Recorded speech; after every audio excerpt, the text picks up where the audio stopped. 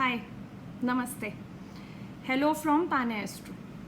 मैंने सोचा आज 1 to 1 बात करी जाए और कोई एक ऐसा इशू लिया जाए which is very important these days and very common. So मेरे पास काफ़ी बार ये क्वेश्चन आता है कि क्या मैं इस लड़के से शादी कर सकती हूँ या मैं इस लड़की से शादी कर सकता हूँ, कैसी हॉरोस्कोप है ये and can we do a horoscope match. So I want to clarify two very important points here.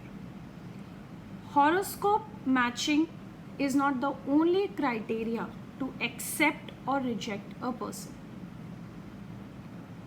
36 गुण मिलने से भी वो आदमी अच्छा नहीं हो जाएगा और 10 गुण मिलने से वो खराब नहीं हो जाएगा. So that is not the only criteria we have to follow for getting married.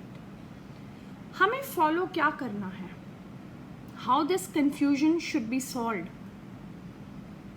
मुझे ऐसा लगता है that instead of only going for horoscope matching, first check if the person is actually nice. Can he take care of you, be it in good times और be it in bad times. क्या ये बंदा आगे stable रहेगा mentally and physically and financially, और अगर financially नहीं भी रहता तो क्या इसमें इतनी ताकत है कि ये बुरे टाइम को काट जाए.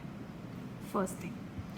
सेकंड थिंग, ये बंदा कितना लॉयल है या ये ग्रूम या ब्राइड कितनी लॉयल रहेगी in this institution called marriage. Third thing that I see is what is the childbearing capacity of the couple.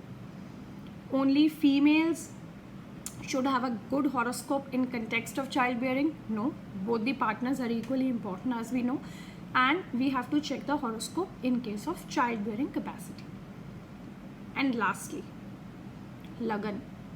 I think Lagan should not be the last, but as a personality वो इंसान कैसा है, क्या वो सच्चा है, क्या वो झूठा है, क्या वो क्रूक है, कैसे पैसे कमाता है. कैसे पैसे मतलब अच्छे और बुरे नहीं.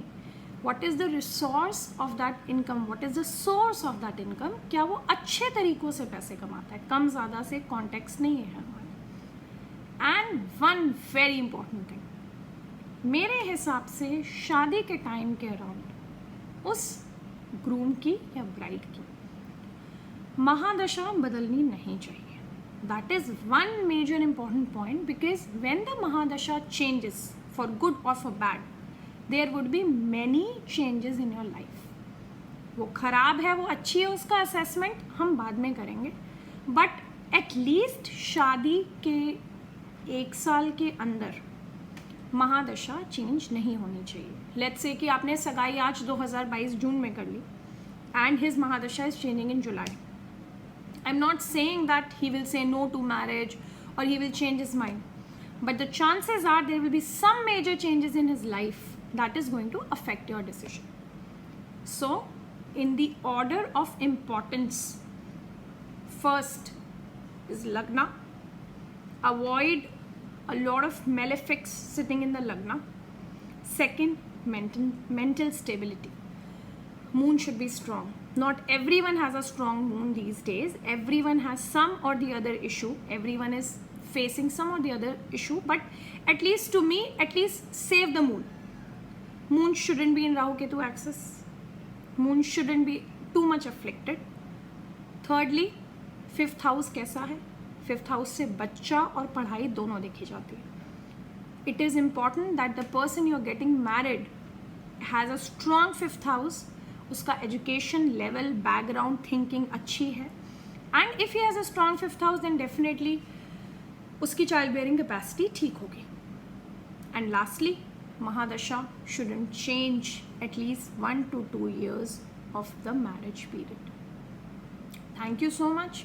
If you have any questions related to marriage, get back to me. Thank you.